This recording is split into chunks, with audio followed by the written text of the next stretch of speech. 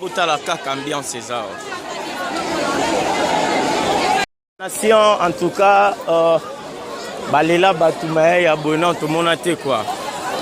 Là tout le monde était plein au nio sous mona o. Elle a vraiment servi l'Éternel. Voilà.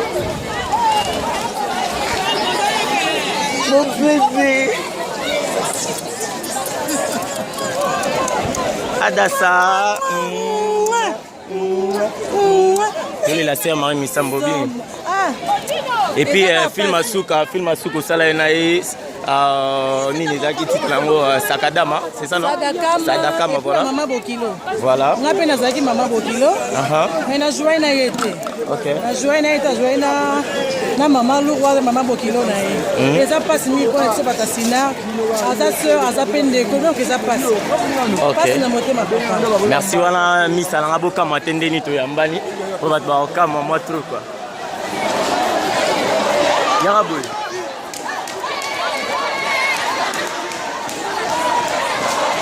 Dans ma tante, la sœur Marie Missambo, il y a problème.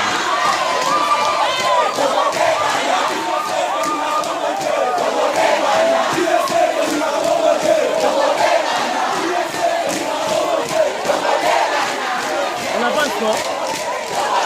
Et pas, stop un peu.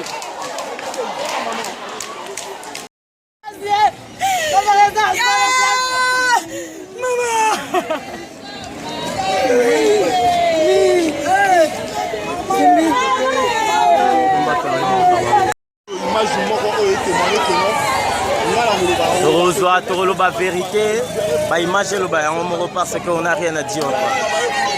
Merci Nabi Monios. Voilà tout ça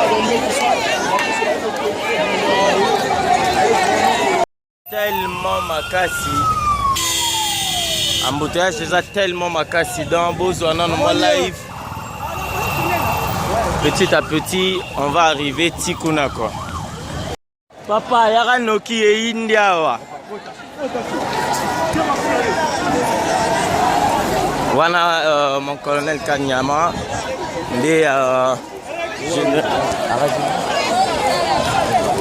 général Kanyama dans Mobaoye Mbelawana. Donc plein, je sais pas à l'intérieur s'il y a beaucoup de gens, mais la comica Sikoyo, là au Kota, Nazola accepte nous Kande Batubazako.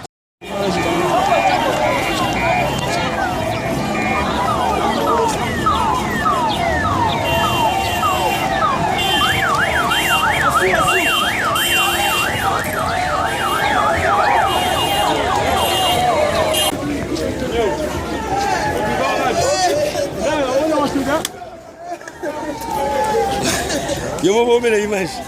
On